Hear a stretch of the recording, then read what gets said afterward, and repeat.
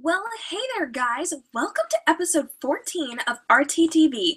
Today, we are going to be talking about 5 things that you need to be sending to your beta readers. So, as an author, you all have to go through the process of having a beta reader check your manuscript before you send it off to your publisher or to an agent or to your editor. And these are the 5 things that are going to be most helpful when you are sending things to your beta reader to make sure you get the best communication possible and you have the best experience with them possible. So go ahead, let me know in the chat box where you guys are from. I'm going to check in with you, and we are going to get the ball rolling and get started right now.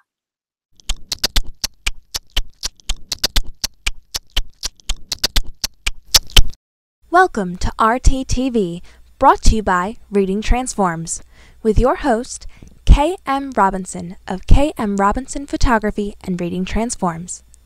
If you look to the right of your screen, you will note a chat box. We encourage you to ask questions and comment throughout the show. Our moderators will be watching the feed and collecting questions for our hosts to answer during the end of the broadcast.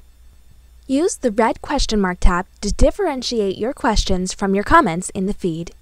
If you are a member of our Facebook community and our weekly newsletter, your notes will be emailed to you shortly. Make sure that you are active this week in our Facebook community for deeper insights into how to apply this into your marketing strategy and for ongoing support. Welcome to the weekly live broadcast that will revolutionize your author branding, book marketing, and social media marketing strategies. All right, well, I see you guys are finding the chat box. It's so good to see all of you. Thank you so much for joining me today. Hey, girl, I'm glad you made it. Fantastic. All right, so we've got some fabulous people here with us today. You're watching our rebroadcast. I'm sorry you missed all the fun. You should join us for the live deal because it's awesome over here. And for those of you that are joining me live, thank you so much. Love you. So let's get started. Today we're talking about what you need to be sending to your beta reader. Now, your beta reader is one of your most important people in your tribe because they are the ones checking your work. They are making sure that you don't have any plot holes. They're making sure that you don't have any horrible spelling and grammar errors. They're making sure that everything makes sense, that it's realistic, that it fits with your story, and they are the ones that are making sure that we stay grounded because we as authors are so very close to our writing that sometimes we miss things. And these people are the ones that catch it for us and make sure we fix any problems that we might have. So today, we're going to be talking about how to make their life easier and your life easier, all at the same time. And there are 5 things I want to talk to you about. So the first thing that I want to discuss with you is sending them specific guidelines. So now that you've got your beta reader, and at this point, I am assuming that you know your beta reader, you trust them. This is not some random person that you met on Twitter, because that happens. Please make sure you check these people out first before you're sending them things. So I'm assuming that you know them, you trust them, we're ready to go with that. If you do not, if you are looking for a beta reader, if you're trying to find out how to figure out what you need in a beta reader, that's an entirely different episode. We're going to get to that another time. I teach that in my courses, so if you hung out for any of my author bootcamp courses or my beta reader courses, which I've actually taught beta reader courses before, you guys know how to find appropriate beta readers that are really going to be beneficial to you, and you've got all sorts of amazing information on how to connect with them, how to work with them, and how to get the most benefit from your relationship with them. Today, we're just breaking that down and taking a look at the 5 things that we need. So the specific guidelines that we're sending them, that's the first thing. Guidelines are things like the date you need it back by. So if you're in communication with your beta reader, you want to make sure that they know when you need this by. This is not a free-for-all. This is not a take 6 months to read this. You need to give very clear and specific details on when you need it by. And if they cannot agree to that, then they are not the right beta reader for you for this particular manuscript. If you're on a time schedule, they need to work with it. If they can't, that's okay. They can help you another time, and you need to find somebody else. So we're talking about the date that you need it back to you by. You want to set up guidelines for how to send notes. So what do you want in your notes? Do you want extra notes on the side that you have to go back and find? Do you want them within the manuscript? Do you want things on spelling and grammar? Or do you want just big picture stuff? Be very clear and very defined on what guidelines you are giving them for how to send notes and what type of notes you want. And again, if you have taken my courses on working with beta readers, then you already know the specific kinds of information that you are looking for them, and you know how to reach out to them and say, I need this but not this, or I need all of this, or I need this and this but not this. There are different kinds, different types. If you've not hung out in my beta reader course before, I'll have to think about opening that back up. I haven't done that one in a few months, so we'll check into that. Otherwise, we might do some other cool stuff with our beta readers. But for now, make sure you are very clearly defining what you want from them in terms of notes, how you're getting them, and what type of notes you are getting from them. So be very, very specific. The more detail you can give them, I am looking for this, but not this, the more accurate your notes are going to be when you get them back from your beta reader. You want to be very, very, very specific because that helps them. If you just say, hey, read my manuscript, tell me what's wrong with it, they might give you very little, or they might give you an awful lot. You want to be very specific so you get exactly what it is that you are looking for. Now, the second thing that we are going to be talking about is your properly formatted manuscript. So we've already talked about this. We know that when we are doing manuscripts, there are certain things that you need to include in that. So you want to make sure that it's properly labeled. You've got your name, you've got your title in there, you've got your contact information. You want to be sending them your manuscript in a format that is readable. So you want to make sure that it's a format that they can access. So if they don't have the ability to open a Word doc, don't send them a Word doc. If you are working in Pages, Pages is a Mac. It's a Mac program.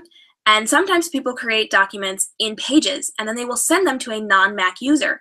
And these people cannot open these files. I know for a fact that people have sent me files before that are Pages because I have a Mac. I'm working on a Mac right now. And they don't have Mac, and they cannot open their client's information because they used a program that is not accessible by everyone. So make sure that you are sending it in a format that works for them, whether that is a Word document, a PDF form, Pages if they have it. There are other formats as well. Just make sure you check in with them first. You don't want to be sending them some kind of EPUB if they don't have the ability to read that. So make sure you check in with what their preferred format is. Remember, you are working with a beta reader. It's not about you. It's about what is convenient to them, because they are doing you the favor of going through your manuscript and checking it for you. That takes a lot of time. You got to remember, these people are fabulous. They are so wonderful, beautiful, lovely people.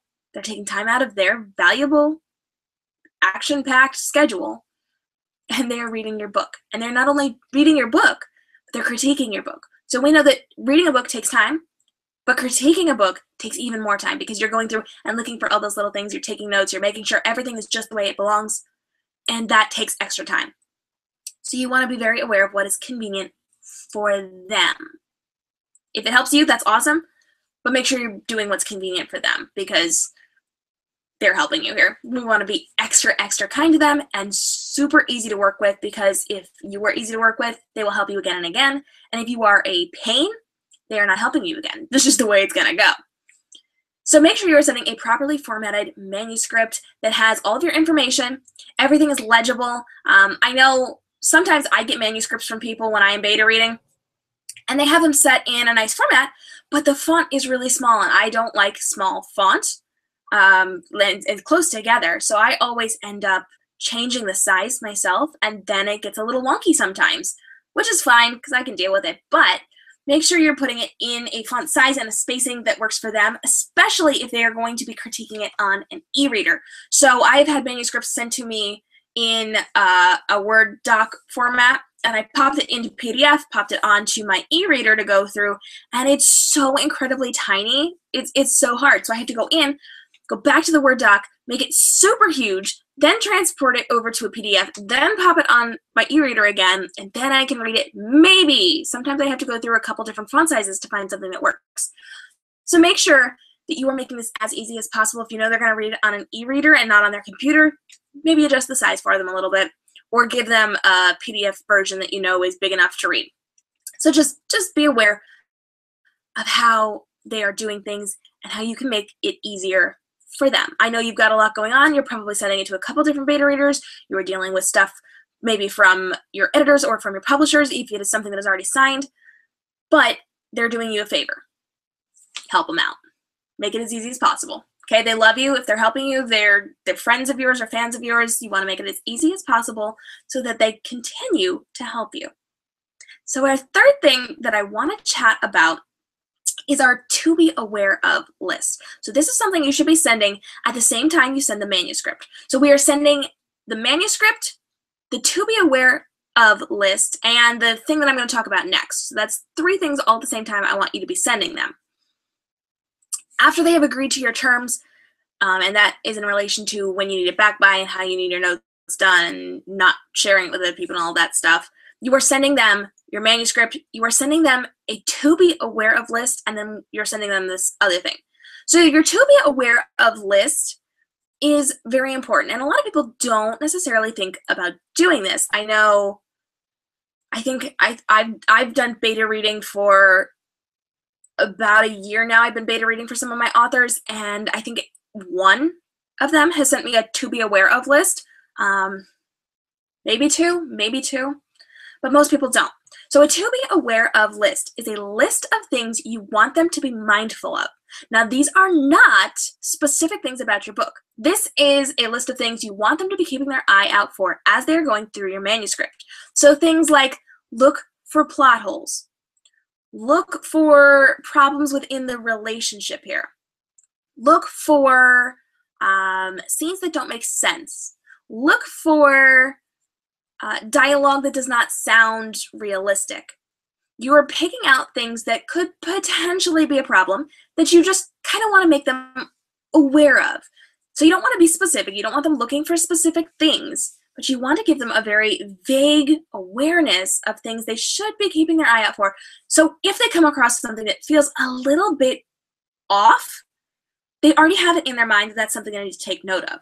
So for instance, if they are reading through your book and they find something that's a little bit weird, doesn't quite fit in, could be just a little bit and fixed, but they don't know in advance that's something that you're looking for or that's something they should be marking down, they might, remember it, but then they'd have to go searching for it later afterwards if you put that in with specific questions afterwards. So that's the hint for the next one. But if you make them aware of it beforehand, they'll be actively looking for these things, and then they will take note. They will remember these things, they will write these things down, and that is something you can fix later. I know back when I started, I was not necessarily thinking about all those things, and I would have to go back and search for things because I thought that one particular scene didn't make a lot of sense, or it kind of felt like something was missing, or I felt like there was a scene missing because I didn't quite get that information. I don't know where that came from, but I hadn't written it down. I had to go back and search, and it was just a pain. So if you make them aware of these things in advance, beforehand, if they know that these are things they should be cautious of and should be actively searching for, that's going to make their life so much easier. And it's going to make your life so much easier because they will take notes. They'll write down page numbers or chapter numbers, and they can get those back to you, and they won't forget anything later on. Because chances are, if they don't actively take notes as they're going through it, they might forget some things. And I mean, I know personally when I am beta reading, I do not take notes, or I do not make notes within the manuscript as I'm reading, because what if something later resolves it? So I take notes on my phone, and then I go back and check those page numbers, and I can cross some things off my list because something that maybe didn't make sense, maybe seemed like it was missing a little information, was then later answered, and I didn't have to waste my time dealing with that. I could just take care of it on my side notes. So make sure that you are giving them a list of things to be aware of, and then go through that with them later. Then we turn around and get to our fourth thing, which is your questions. And this is something that you're sending with your manuscript and with your to be aware of list. So you are sending all 3 things at the same time, but you're telling them, don't open the questions until you're done reading. So the to be aware of list is those vague things, the plot holes, the character words being realistic, things like that. Your questions are then very specific. Did you like the scene where he walked away from her and whatever? Did it make sense that she would say that in relation to what he did? Did this scene following this scene make sense logically, or should I switch the order? Be very, very specific with the words that you are using within these questions, because you want these questions to be answered. Did he say the right thing here? Did it make sense that his character would do this in relation to this? Would this be his reaction, or does this seem a little weird? Ask very specific questions, because the more specific you can get, the more specific answers you can get.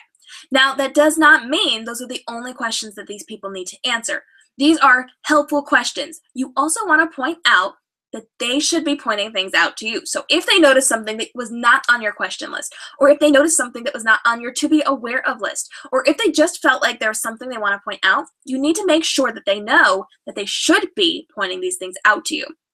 Whether they're taking comments within the manuscript as they're going, or they're taking notes and then giving you those notes later, they need to be marking down things that concern them or worry them or they feel should be drawn to your attention. With your questions, you are helping them out. Oftentimes, beta readers don't necessarily know what to say. Yes, they can make some comments, but sometimes it takes a little bit to motivate them, to get them thinking logically and critically so that you get the best responses possible. And I know even when I'm training people who beta read with me, so I've got a team of beta readers that work with our Reading Transforms authors, and when I'm training them, I will give them a manuscript, I will give them a to be aware of list, and then I will give them questions. And I ask them beforehand, because I test things out, what they would be pointing out, what comments would they have, and they don't really give me very much. They just give me one or two things. Then I give them the questions. And when I give them the questions, they are able to answer those logically, clearly, and critically in a way that is helpful. And then that jogs the way that they're thinking, and they can move on and give me more.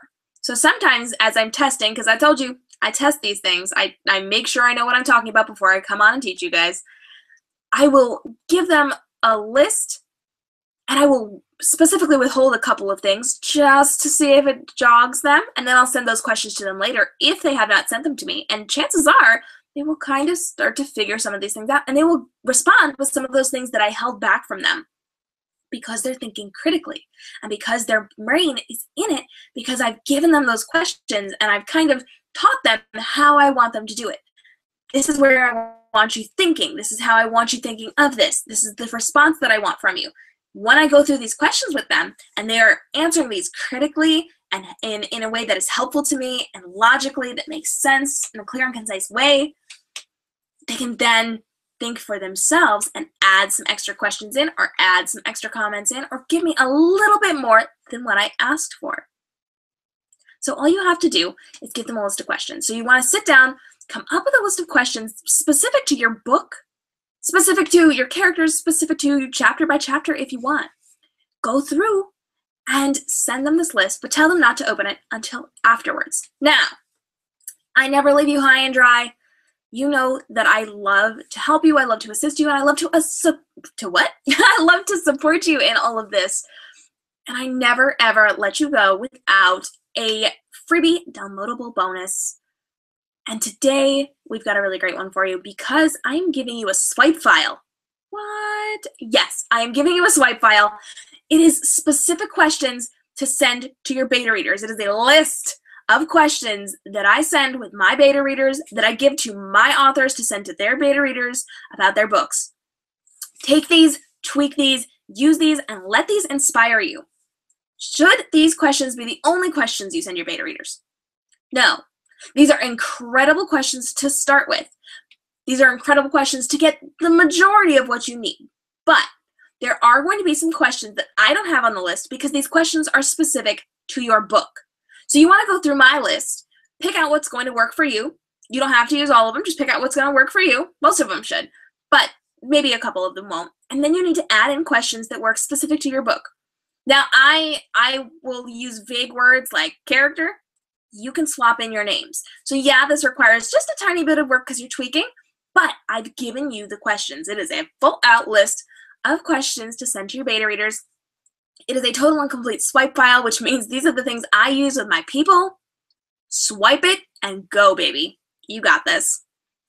So you are sending at the same time 3 things to your beta readers. So in your first email, we're going back here. In your first email, we are contacting them and setting up those guidelines. We're giving them very specific details. The date, when you need it by. We need to know what style you want it in, how you want it sent back to you, all of those things.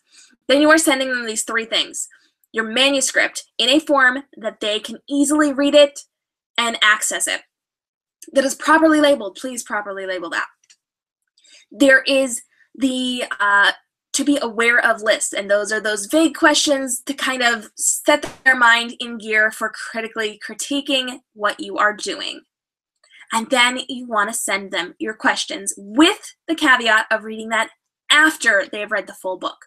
And those questions are going to be what jogs their memory, makes them think in a critical way, and really help you get that helpful information that you are going to use to then edit your book before you send it off to whomever you are sending it to. You want to make sure that you are using these 3 at the same time, that they have access to them at all times, but give them specific information. So this is my manuscript. This is my to be aware of list. Please read the to be aware of list before you read the book. And these are my questions. These are not to be looked at until after you've read the book. And of course, remind them of how they are taking notes for you. So do you want that separate document? Do you want it within the document? How do you want it to play within the document? Do you want it colored? Do you want it with the little extra bubble things on the side? You just got to tell them what you want. And you may have to educate them on how to do it if they don't know. So then the 5th thing that we are talking about is your follow-up. So now that your beta reader has read your book, they have got the notes back for you, you have read them through, you are making your edits, you are doing what you need to do, you then need to follow up with them. And there's a couple different parts to this. So you want to follow up. After they send you back their information, you may need to follow up and ask some questions. What did you mean by this? How could I change this in your opinion? Do you think this new scene works better? You can check in with them and see on your changes before you send it away to whomever you need to send it to. You want to follow up and make sure you're really, really clear on what they were thinking and how you implemented that. Now, does that mean you have to do all the changes that they said to do? No, you don't have to do that. But you may want to check in with them and say, hey, I tweaked this one scene that we were talking about. What do you think? Does this kind of fit better? Does this make more sense? And get their opinion on it. But you don't have to. Now, the other part of following up is following up in the polite way. So we are reaching out to them and thanking them. We are appreciating their hard work. It does not matter if they tore your manuscript to shreds and called you names and said mean things and made you really sad. You have to be the polite professional and thank them. You have to thank them for their time, for their work, for their opinion, and for their input. Maybe they weren't the nicest about it. Maybe they didn't like it. Maybe it wasn't the greatest experience, but these people still gave you their time and they still gave you their effort, which means you need to recognize that and you need to thank them. Now, let's pretend it's been a great experience and these people were super helpful and you love them and they love you and everything's good. You still need to follow up. You need to be thanking them. You need to send them a nice email appreciating who they are and what they've done for you and recognizing the time that they took out. Because like we said earlier, these people have lives. They've taken time out of their lives to read your book. They have taken time out of their lives to read your book and critique your book, which takes so much longer than just reading for fun or just reading because you can. They spent a lot of time helping you. And now you need to be very appreciative of that. And you can take this a step further. A nice email is great. That's really all you have to do. That's kind of the polite, mandatory thing to do. Say thank you. But you can take it a step further if you really like this person or if you've enjoyed working with them and you want to thank them even more. And you can do that by going a little bit extra for them. So maybe you've written a nice thank you email, but maybe you've written a really long thank you email. Or maybe you've recommended them to other people. Or maybe you have connected them with your other authors if this is something that they really like to do, and that would be kind of a gift to them to connect them with other people and let them read their books. Maybe you actually want to sit down and write a handwritten note to them. That would be so lovely because, hello, we live in a digital age right now. Emails are fabulous. But how moved are we when we get a beautiful handwritten card from somebody in the mail? It's special, right? So sit down, write them a thank you note. Write them a thank you note, and you could go a step further than that. Pop in a $5 Starbucks card or Amazon card. They could buy a book. They could buy a cup of coffee. Do something nice for them. Maybe you want to actually do something nice for them and help them out with something or represent them in something. Maybe you want to send them a nice little gift. Maybe you saw something while you were out shopping and you thought, oh my gosh, that is so my beta reader. Or, oh my gosh, this is an inside joke with my novel. How much would they absolutely get this and love this? And maybe you want to send them that little gift. Maybe you want to send them a bouquet of flowers. Maybe you want to send them something else. You don't have to give them a gift. Words are enough. Your appreciation is enough. But if you've had an exceptional experience and you really want to thank them and you want to be someone that they really respect and really like and really enjoy working with and really appreciate working with, you can send them a nice little gift. So, I mean, don't go overboard. Nothing too expensive. You don't want to go crazy on this. If they happen to be a good friend of yours, you might want to do something like flowers or something like that. But just, keep it in line. What is something nice you can do for them? Buy them a cup of coffee. Buy them an ebook. Just something nice, a token of your appreciation. It's all good. Or maybe make them something if you are a crafty person. You could make them a little gift or something. That'd be really nice. Or Etsy. Jump on Etsy and buy some handmade gift that reminds you of them and thank them. And then you could also do a public call out. So at this point, you could jump on your social media and give them a shout out. Tag them in your post. Make sure the public knows these are awesome people. They are helping you. They are working with you. They are being absolutely fabulous. Give them a call out. Shout them out. Be very public about it. The more you can do to recognize their awesomeness, the better. I always love to call people out in public. When I see people doing a good job, when people are helping me, when people are being awesome, I give them a shout out publicly. And sometimes that means on my personal accounts. So this week, I gave a random shout out to 3 of my dearest friends because they are awesome human beings. They weren't doing anything in particular different than any other day or any other week, but I just felt the need to give them a shout out. But I didn't need to do that on my public platforms. I just did that on my personal page because we're friends on Facebook, so I could tag them all easily. My people could see them. I just gave them a nice shout out for being awesome human beings. But if I were doing something in a professional capacity and they were helping me or they were being awesome in that professional capacity, I would then use that on my professional pages. So from time to time, I give our fabulous, totally amazing Reading Transforms Artist Society shout outs through my social media platforms for my businesses. So the Reading Transforms platforms shouts out those artists that work for us. I also shout out my authors and I shout out the other professionals that I am working with. The more public you can be on shout outs, the better, because it shows that you're recognizing them, their awesomeness, their awesome behavior that is super, super helpful to you, and the fact that you are a kind person who has awesome people that you work with. So you can do something as simple as thanking them through an email. You can send them a handwritten card. You can give them a little gift. You can give them a public shout out on your social media accounts. Any of that is good for follow-up. So let's run through this again. The first thing you need to do is get those specific guidelines. So let them know when you need it back by and what way you need it back to you through. So how are they sending you notes? How are they doing this? The second thing is going to be your manuscript in a properly formatted way. So that means you have all of your information on it and it's readable and accessible. The third thing is your to be aware of list. And that is those jogging memory things that you give before they read your manuscript. And this is to get them actively thinking and being aware of the things that they need to do while they are reading your book. So then the fourth thing is your questions. Those are the things that they are answering after they have read your manuscript so that they are giving you helpful and beneficial information, and then that jogs them to come up with their own as well, so that they are critically critiquing what you are writing in a helpful manner. The last thing is going to be your follow-up. So after you get your notes back from them, after you've had any conversation you have to have with them with that follow-up, asking questions, checking on things that you've changed, making sure everything is just the way you want it, you want to give them that follow-up, which is either that email thank you or a handwritten card or some type of gift or some kind of public shout out so that you are recognizing all of the work that they have done for you. Pretty cool, right? and pretty easy. Those are the 5 main things that you need to be sending to your beta reader. Now, there are other things.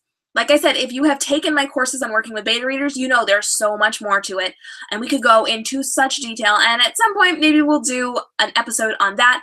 For right now, that information is in that course, which I should probably open up again sometime soon. I'll let you know when that's coming. And there's so much more that you need to add to this, but these are the basics.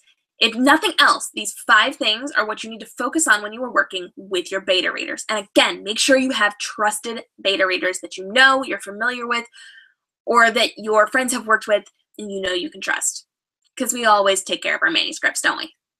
All right, so at this point, let's get into questions. I know you've got some interesting things coming my way, so go ahead, pop those into the chat box, and let's see what you guys are thinking.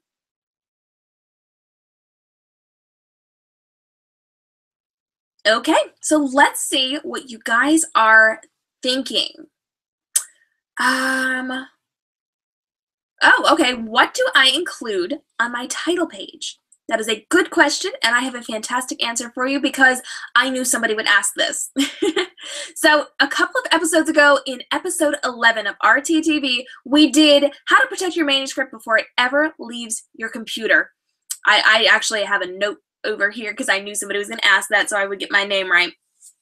And within that episode, we talked specifically about what you need to put within your manuscript to protect it. So there were a couple of other things that we did to protect your manuscript, but we focused also on what you need within the manuscript. So we talked about the information that you need on there. You can find all of that on episode 11. If you're joining us on the rebroadcast, the link will be in the show notes below. We're going to drop that in the chat room right now for those of you who are hanging out with us. And I will put the link to both the full episode of RTTV and our short overlook version, which hits the highlights. So you can check out either version of that, whichever works for you. I recommend checking out both because sometimes I have different information that's helpful, little hints in both things that I don't mention in both, in order to get you to look at both. There you go. I do that. It works. So check out episode 11. That'll tell you exactly what you need to put within your title page and within your headers and footers of your manuscript to make sure that people understand whose it is, what it is, and that make sure that no one ever loses it on their computer or nothing bad happens to it. So make sure you check that out. Episode 11. Links in the show notes below and in the chat box. Oh, that's a good one. Okay. How long should I give people to read my manuscript? Well, see, that depends. I definitely wouldn't go over like a month. I know some people give more than that. I personally wouldn't, because people tend to forget things, they put things off, and then it's a last minute rush job, and you don't want that.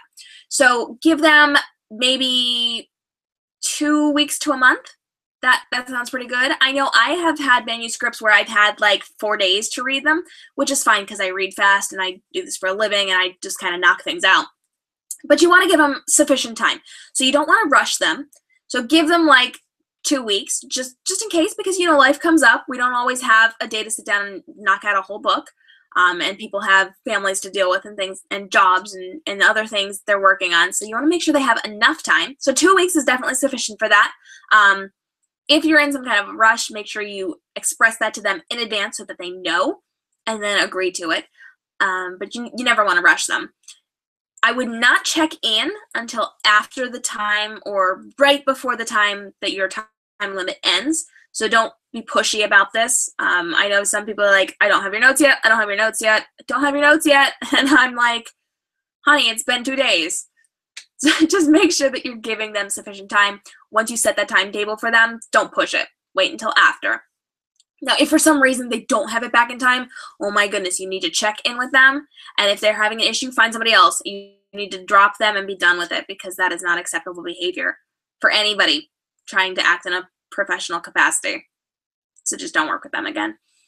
So 2 weeks is a good limit, 2 weeks to a month. I wouldn't go over a month because, again, people forget things and people put things off, and then it's a last-minute rush job, and you don't want that. So I would say 2 weeks to a month. That, of course, varies. If you're working with me, sometimes it's super, super fast, and sometimes it's super, super long because my list of things to do is like, no, that's not accurate. I have a really long list of things to do. So right now I'm kind of behind on my to be read list. So my review books, the arcs that I get, that gets pushed aside, and the beta reader stuff gets pushed up because sometimes we have deadlines. I do what I have to do to meet my deadlines. That's all I have to say. So give them 2 weeks to a month, but that varies. Make sure you're in communication with them and find out what works for them. And if it's not going to work for them and you, find somebody else and work with them another time. So let me see. What is the right way to get notes from your beta? Well, that's a fun question. There's no right or wrong way. It really depends on your personal preference and their personal preference. So, like I said earlier, you're gonna want to make it the easiest you can for them, the most convenient way for them possible. So, I tend to tell people I would rather have you send it to them and request information in the way that's comfortable for them. So I've had people send me their manuscript, and I tend to do it a certain way. For my own sanity, I do it a certain way. And when I do it, I take notes on my phone, and I write down what the issue is, what page number it's on, what context it's in, and then I keep that note. And then I prefer to actually type up a note for them and say, I found this on this page, and this is the context, this is the problem, this is what I'm thinking. And I like that separate document of those notes with page numbers attached so that they can easily find it. And then I send that off because then they can see it all in list form. They don't have to go searching through a document. And that's just how I like to send notes. It's also how I like to get notes. So when I'm getting notes on things, I prefer to have it separate so that I can go and search for it myself, but I'm not scanning through hundreds of pages of a document to find things. Now, I have had authors who specifically say, when you are beta reading for me, this is how you must do it, and you must take notes within this format, in this specific way within Word. And I hate it.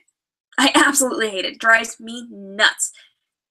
But I do it because that's what is convenient for the author. Now, as the author, you have the choice of saying, this is what I like, this is what I want you to do for me. Or you have the choice of saying, please do what is most convenient for you, and I will put myself out a little bit if it doesn't line up with what I'm thinking. This is how I prefer it, but if you would prefer to do it another way, go ahead. Because you're doing me a favor, I will take on the responsibility of working with however you want it done. That's what I do as a person. I'm kind of, you're helping me, so I want to make this as easy as possible on you. Please feel free to do it however you need to do it for you, and I will take on the responsibility of translating it into my own way later. I'll let them know what I like and what helps with me, and oftentimes they'll say, oh, sure, no, not a problem, but I never want to put anybody out. You don't have to be like that. You can say, this is how I'm working this. If this term isn't going to work for you, that's okay. I can work with somebody else. Not a problem. You can choose what you need to do. Now, I will tell you this much. When I'm working with authors who say you have to do it this way within Word with those little side notes and all that stuff, I actually do it my way.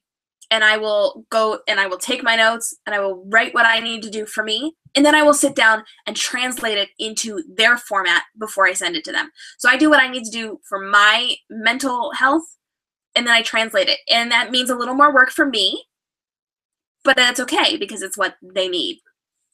And I do that mostly because I am beta reading on my e-reader and I'm not doing it on the computer, so I could not physically do what they need me to do within Word without sitting in front of my computer and doing it. And I usually do it while I'm off-site on my e-reader, so I would have to translate it anyway.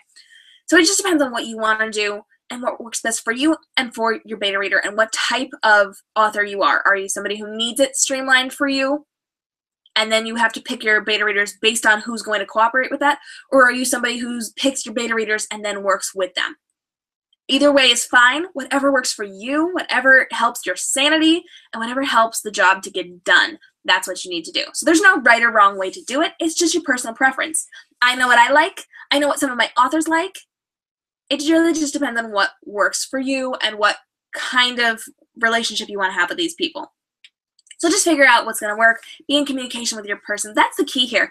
Be in communication with your beta reader. Run things past them. Make sure your relationship is going to work. Make sure that you can actively work together in a way that is helpful and constructive.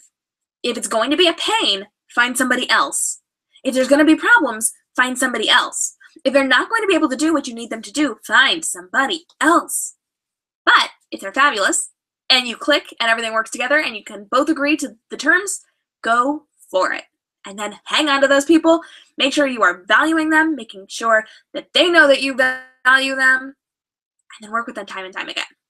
So I think we've got time for one more question. Let me take a look. Oh, okay. That's a good one, actually. So how much should I have them be aware of in the be aware of section? So going back to that third thing that we're sending them, that be aware of list, you need to be sending them the main things. So you don't want to overwhelm them with information. You don't want to put a billion things in there. Remember, these are just vague things. So we're looking for plot holes. You're making sure the scenes make sense. You're making sure the dialogue fits with the character. You're making sure that their actions fit with who they are. You want to just kind of hit on those highlighted things. What are those main things that you're looking for? What are the big issues you want to make sure that you take care of before you send it off to an editor or a publisher or an agent? Give them a list of those main things.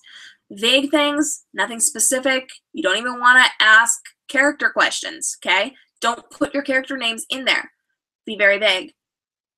This is just to get them thinking and to make sure that they're processing the information right as they are reading so that they don't have to go back and reprocess everything in the format you need them to think it through. Because, again, we get into books and we're just reading our books. They're fabulous. We're reading our stories and we get to the end and we're like, oh, I was supposed to be looking for problems. Didn't look for problems. So you just want to make sure that they are thinking of issues that they might possibly have when they're going through your manuscript. So just give them vague things. I would say maybe like 5 to 10 questions that you could give them. No more than 10. Good grief, that's a lot. I would stick closer to like 5, 6, maybe 7, maybe, but definitely no more than 10. And just give them very vague things, plot holes. If you want them doing spelling and grammar, make sure you put that in there, and then things like that. So keep it very vague. You just want to get them thinking. That's the goal here. And then you hit them with the questions later. Those are specific, and that's where you get your actual answers. So there you have it. We talked today about the 5 things that you need to be sending your beta readers. These are super important. There's so much more to it than that, and we will get into that another time. But for now, these are the 5 things you need to be worried about sending your beta readers, and then make sure you celebrate these people because they're awesome and they helped you. Give them a shout out. I didn't mention this before, but you in that follow-up, when you are celebrating them and thanking them, you can also give them a shout out at the back of your book, which you probably should because they beta read your book and they're awesome. So call them out in the back of your book in your acknowledgments. That's a nice thing to do. So there you have it. 5 things that you need to be sending to your beta readers to make sure that you have the best possible relationship with them. Remember, you want to keep this an active relationship so that you can go to them time and time again for help and for resources.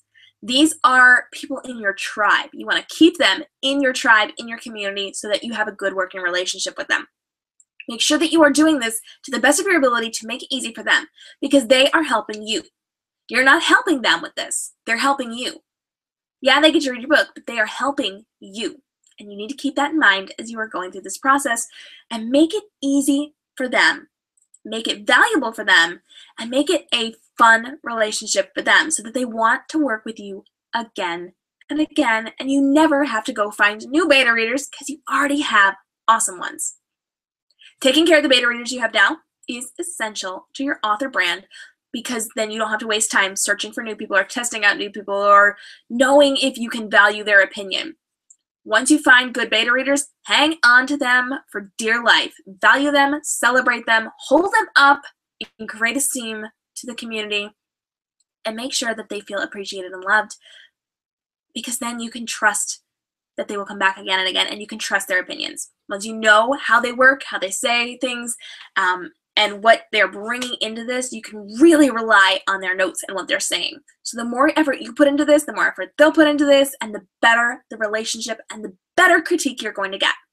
So there you have it. Beta readers are awesome. You're awesome. And your relationships with them are totally awesome. So I am KM Robinson of KM Robinson Photography and Reading Transforms. make sure that you are jumping on to our website, www.ratingtransforms.com, where you have access to all of these fabulous classes that we're teaching, all of our online courses, our projects that we're working on, and the amazing things that we're doing over at Rating Transforms. If you have not checked out Young Adult Edition, that is our show that starts before this one. We are an hour before this show live. I bring on a new author every single week. We hang out with our fans, we throw confetti, we play games, we do fabulous things. If you are an author who is interested in that, let me know. I want to get you on the show. Reach out and connect with me. You can also jump into community.ratingtransforms.com, which is my closed Facebook group for our Rating Transforms community. We are in there every single day. We are talking about how to beat the social media algorithms. We are talking about marketing your books and branding your author brand in a better way that gets you more effective communication with your fans and gets them engaged on your social media platforms. I hope that I see you in there. I am going to be dropping some really cool stuff about beta readers and working with beta readers that I have not mentioned here on the show that you are going to want to get in there for and see, and let me support you within this. Now, we've got a bunch of really great authors. We're all super supportive. They're authors just like you in the same position that you are in, and we are all hanging out in the community together. So that is community.ratingtransforms.com. This link and all of these links will be in the show notes below so you can come and hang out with us. And finally, you want to make sure that you jump on to shownotes.ratingtransforms.com because this will sign you up for our weekly show notes newsletter where I get even more in-depth with what we are doing within these live broadcast lessons every single week. And I give you tips and practical ways of implementing this into your marketing strategy that I do not talk about live on air. So you have to be on the newsletter to get these extra exclusive bonus content things that I am giving out, including our freebie bonus downloads. So that download today with all those questions, the swipe file for your beta readers, you can only get that by joining our show notes newsletter. So shownotes.ratingtransforms.com. That'll get you signed up, and that'll have access to all of our back episodes. So if you watch any of our previous RTTV episodes, you can get access to all of those freebies by joining our show notes newsletter. And I've got all those really cool secret bonuses within our newsletter, so make sure you're checking that out. You do not want to miss it. Again, I am K.M. Robinson of K.M. Robinson Photography and Rating Transforms. And before you go, I have just a couple of things I want you to be thinking about. Stay inspired, guys, and I will see you next week. How do you come up with content for your author blog that you haven't already done? You want to make sure that you're putting out frequent and quality content for your fans that gets them coming back for more and more. And with our free 1-hour masterclass this Wednesday, October 26th, at 8 p.m. Eastern Standard Time, I am teaching you exactly how to do that. I'll be giving you some amazing tips for blog content and how you can then tweak that to use that in multiple ways throughout the course of the year. Make sure that you jump on to bloggingforauthors.ratingtransforms.com for more information and to get signed up for this free masterclass. I'll see you there.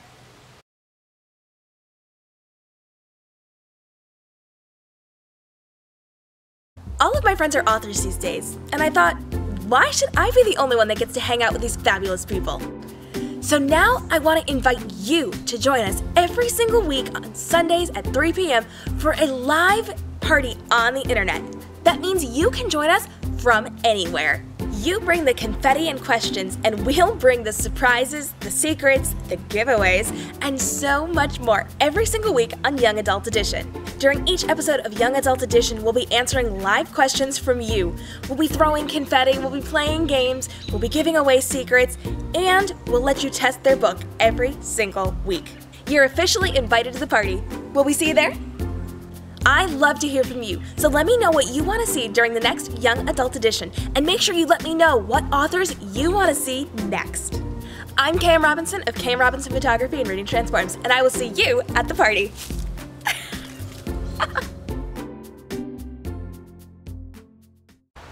Hey authors, I know that marketing your book can be so confusing, especially when you don't have a big budget to work with, but I want you to know that there are ways that you can market your book without costing you a cent.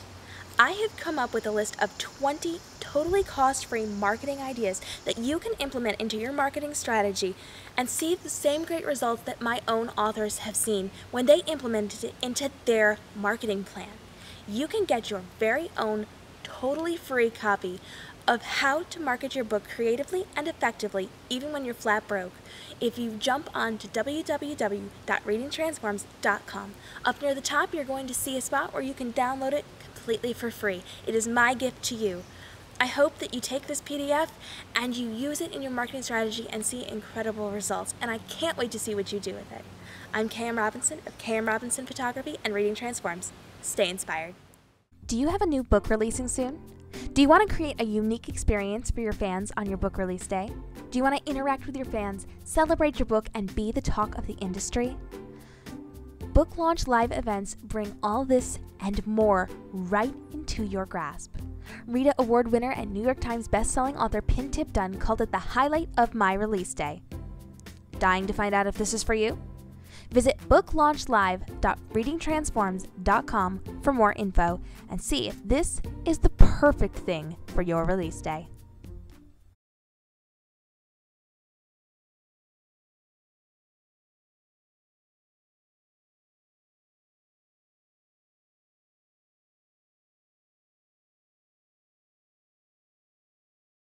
Do you ever feel like you're alone in the book world?